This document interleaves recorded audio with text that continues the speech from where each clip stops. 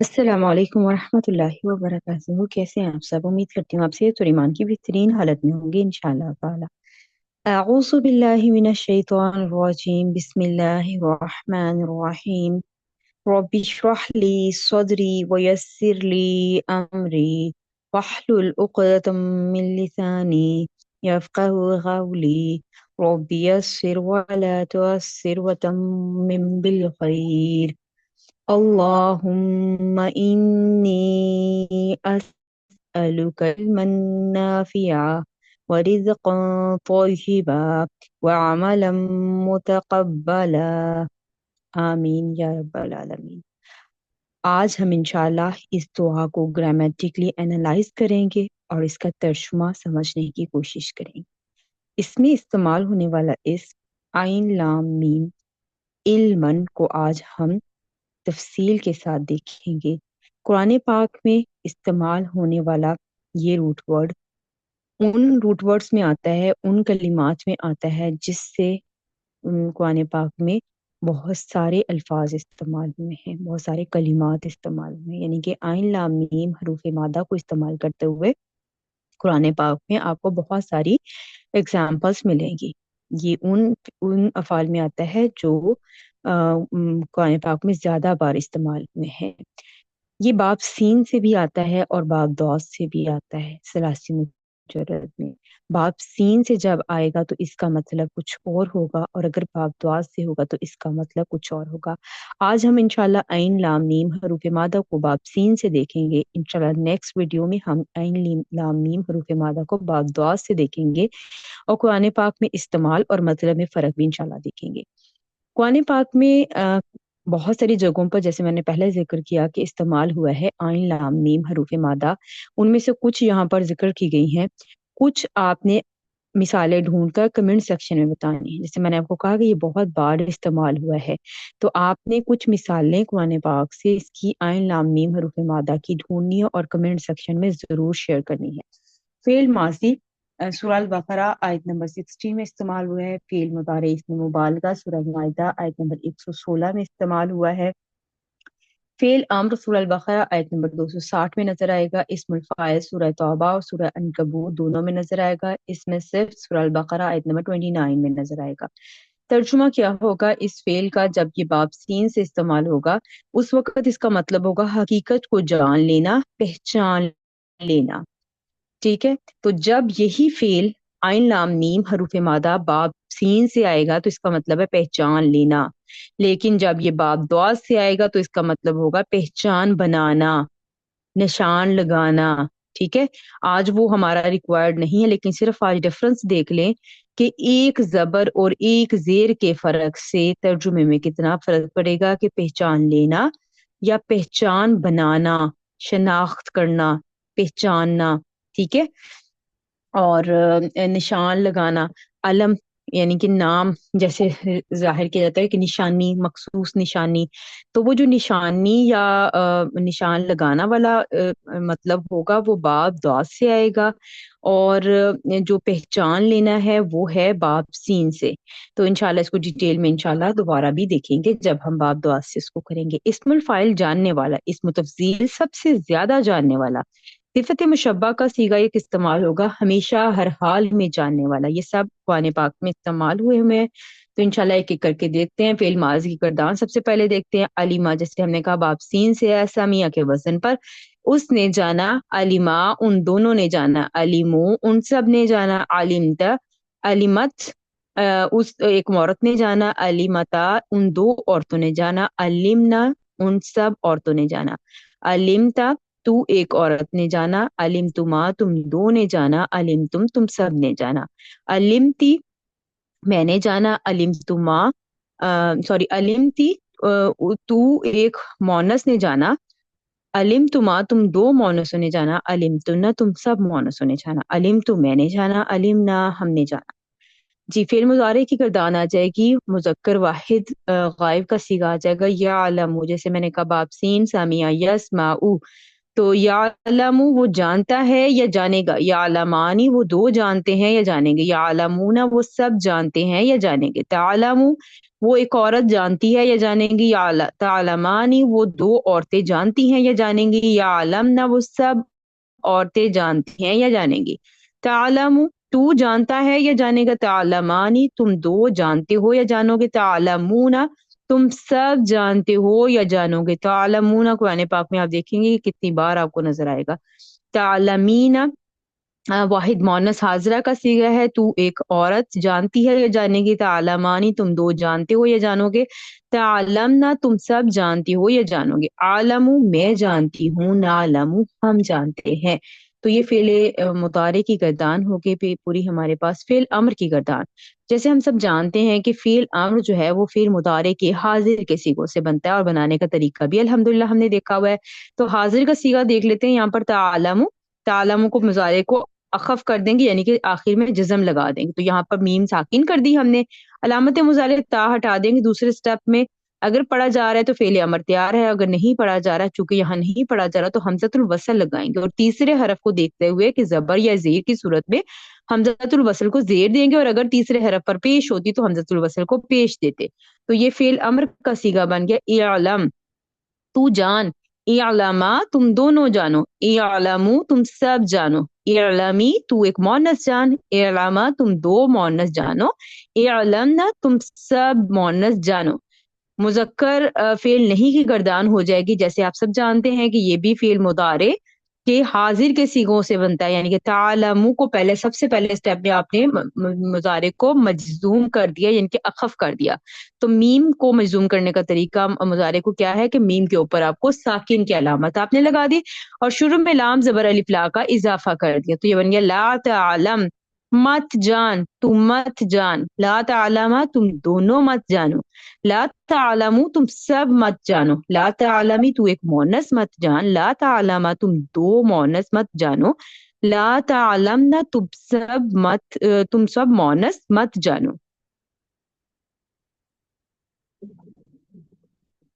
جی، اسم الفاعل بنے گا عین لام میم حروف مادہ کو استعمال کرتے ہوئے، اسم الفاعل بنے گا فاعلن کے وزن پر عالمن مرفوع فارم، عالمن منصوب فارم، اور عالمن مجرور فارم، مرفوع فارم کا مثنیٰ بنے گا عالمانی، آنی کی آواز آئے گی اینڈ پر، عالمون جمع فارم بنے گی مثنیٰ کی مرفوع کی، ٹھیک ہے، مرفوع کی جمع فارم عالمون،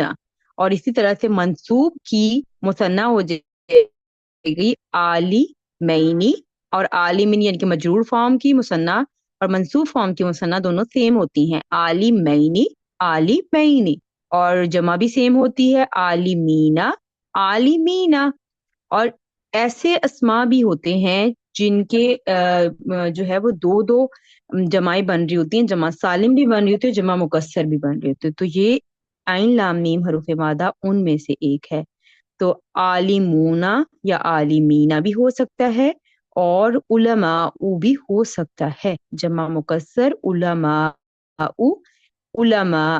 علماء، علماء مرفوع فارم، منصوب فارم علماء، اور مجرور فارم بھی علماء، اور اب آپ یہاں پر کہیں گے کہ یہ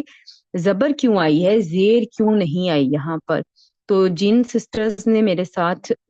مبنی اور معرب والا چیپٹر پڑھا ہے وہ یہ کمنٹ میں آنسر بتائیں کہ یہاں پر زیر کیوں نہیں آئی، مبنی اور معرب اسماء کو چیک کرتے ہوئے، اس چیپٹر کو چیک کرتے ہوئے آپ بتائیں کہ یہاں پر یہ کیوں نہیں آئی، تو یہ آپ نے کمنٹ سیکشن میں بتانا ہے، ٹھیک ہے، اس میں مفعول ہے معلوم، مفعول کے وزن پر معلوم، معلومن اور معلومن، مصدر کیا ہے علمن، جو ہماری دعا میں استعمال ہوا ہے، جو آج ہم انالائز کریں گے، اس میں تفضیل کے صیغہ افعلو کے وزن پر ہوگا عالم، جیسے اکبرو ہوتا ہے نا، اکبرو سب سے بڑا، اسی طرح سے عالم سب سے زیادہ جاننے والا، اور فعیل کے وزن پر اس میں صفت ہے علیم،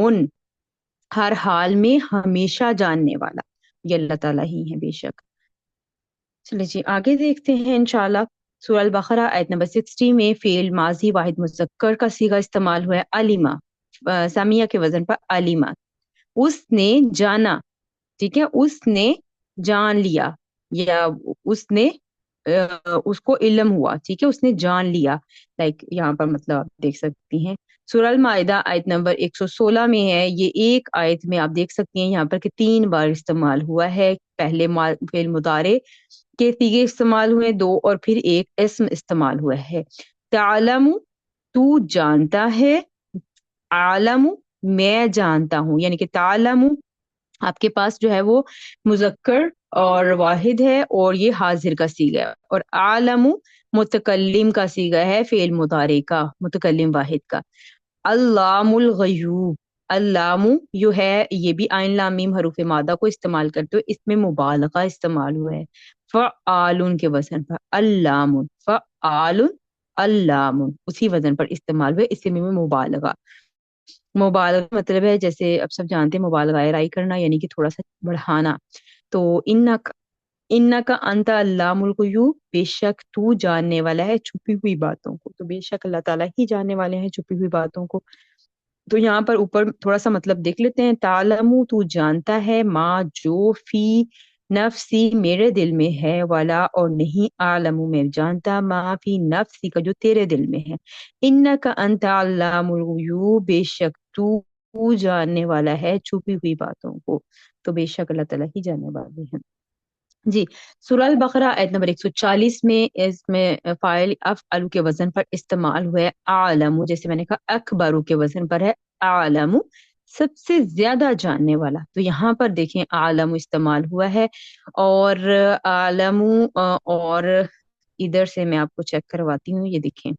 عالم میں جانتا ہوں، اور یہاں دیکھیں عالم زیادہ جاننے والا، یعنی یہ دونوں دیکھنے میں ایک جیسے نظر آتے ہیں۔ اب دوبارہ سے میں آپ کو دکھاتی ہوں، یہ دیکھیں عالم میں جانتی ہوں یا جانتا ہوں، یہاں پر تو obviously ترجمہ جانتا کا لکھا ہوا ہے، عالم میں جانتا ہوں، اور دیکھیں اسی پیٹرن پہ ہے عالم زیادہ جاننے والا، ٹھیک ہے، تو یہ اب کیسے پتا چلے گا کہ یہ ترجمہ کیا کرنا ہے، وہ ہمیں کانٹیکس بتائے گا کہ یہ اسم استعمال ہو رہا ہے یا یہاں پر یہ فعل استعمال ہو رہا ہے۔ تو یہاں پر دیکھیں حمزہ استفامیہ ہے، حرف استفام ہے جو مطلب دیتا ہے کیا کا، کل فعل ہے، فعل امر ہے، کہہ دیجئے آپ کہہ دیجئے انتم عالم ام اللہ، کیا انتم تم عالم زیادہ جاننے والے ہو، ام یا اللہ اللہ، ام حرف عطف ہے اور اللہ ہمارے پاس مرفوع اسم آ رہا ہے اور معرفہ بھی ہے، ٹھیک ہے، تو سوال پوچھا جا رہا ہے کیا تم زیادہ جاننے والے ہو یا اللہ، ٹھیک ہے، یہاں پر دیکھیں سوال پوچھا جا رہا ہے، تو بے شک اللہ ہی جاننے والے ہیں ہر چیز کو، ہر بات کو۔ تو یہاں پر دیکھیں استعمال سورہ عنکبوت آیت نمبر 43 ہے، یہاں پر استعمال ہے عالمون، اسم الفاعل کا جمع کا صیغہ مرفوع فارم استعمال ہے، جمع کیسے پہچانا گیا، اونا کی آواز ہم نے پہچانی کہ جمع کا صیغہ ہے، اور یہاں پر جو ہے وہ فاعلون کے وزن پر عالمون، اور عالمون سے پھر مرفوع فارم کی جمع ہوگی عالمون جاننے والا، اور یہ مثالیں ہم بیان کرتے ہیں لوگوں کے لیے اور نہیں سمجھتے انہیں سوائے جاننے والے، ٹھیک ہے، تو یہ انشاءاللہ آپ دیکھیے گا اس کو بھی۔ سورہ البقرہ آیت نمبر 29 ہے، اس میں صرف استعمال ہوا ہے فاعل کے وزن پر، یہاں پر دیکھیں علیمن جاننے والا، ٹھیک ہے، علیمن جاننے والا، ہر حال میں ہمیشہ جاننے والا، علیمن ہر حال میں ہمیشہ جاننے والا، تو یہاں پر دیکھیں کیا مطلب آیت کا آ رہا ہے، تھوڑا سا دیکھ لیتے ہیں، ہوا وہ الذی جس نے خلق پیدا کیا لکم تمہارے لیے ما فی الارض جو کچھ زمین میں ہے، جمیعن سب کا سب، ثم استوى الی السماء فسواہن سبع سماوات، ثم پھر قصد کیا الی السماء آسمان کی طرف، فسواہن پھر ان کو ٹھیک بنا دیا، سبع سماوات 7 آسمان، وَهُوَ اور وہ بِكُلِّ شَيْءٍ علیم ہر چیز جاننے والا ہے۔ یہاں پر دیکھیں شروع میں جملہ کون سا بن رہا ہے، جملہ اسمیہ بن رہا ہے کیونکہ ہوا سے شروع ہو رہا ہے، ہوا ایک اسم ہے، ضمیر کی صورت میں ہوا مبتدا بنائیں گے، اور الذی خلق لکم یہاں سے اس کی ہم جو ہے وہ خبر بنائیں گے، تو الذی اس میں موصولہ اور آگے اس کا صلہ جملہ فعلیہ کی صورت میں، خلق کا فعل، لکم متعلق فعل ہو جائے گا، اور ما فی الارضی، ٹھیک ہے، اس نے پیدا کیا کس کو، جو کچھ زمین میں ہے، اور یہ والا پارٹ جو ہے وہ مفعول بن جائے گا جمیعن، اور جمیعن آپ نے ابھی ریسنٹلی، میں نے پچھلے لیسن میں آپ کو پڑھایا ہے کہ جمیعن کیا بن سکتا ہے، ٹھیک ہے، لیکن ابھی چلے خیر اس کو بھی چھوڑتے ہیں کیونکہ ابھی ہمارا یہ ٹاپک نہیں ہے اور ہم اس پہ ابھی بات نہیں کرتے، لیکن آئی ہوپ کہ آپ انڈرسٹینڈ کر سکتے ہو کہ جمیعن کیا بن رہا ہے۔ یہاں پر دیکھیں کہ سما پھر حرف عطف آ گیا، پھر ایک فعل آ گیا اور السماء متعلق ہو گیا، پھر فا حرف عطف آ گیا سواہن، پھر وہی ہمارے پاس فعل آ گیا، پھر اس کے بعد سبا سماواتی، یہ مرکب اضافے کی صورت میں آ گیا ہمارے پاس، اور اس کے بعد پھر ایک جملہ بن رہا ہے، جملہ اسمیہ ہوا وہ مبتدا، اور بکلی شیئن جو ہے وہ متعلق خبر ہو جائے گا، ان کے علیم ان کے متعلق ہو جائے بکلی شیئن، جار مجرور ہمیشہ جملہ اسمیہ اور فعلیہ میں متعلق ہی ہم بناتے ہیں، ٹھیک ہے، تو یہ متعلق بن جائے گا اور علیم خبر بن جائے گی، یہ جملہ اسمیہ چھوٹا سا یہ ہمارے سامنے آ جائے گا، اور یہاں پر دیکھیے پوری آیت کو آپ اچھے طریقے سے الحمدللہ پہچان پا رہے ہیں کہ کون سا اسم ہے، کون سا فعل اور کون سا حرف ہے،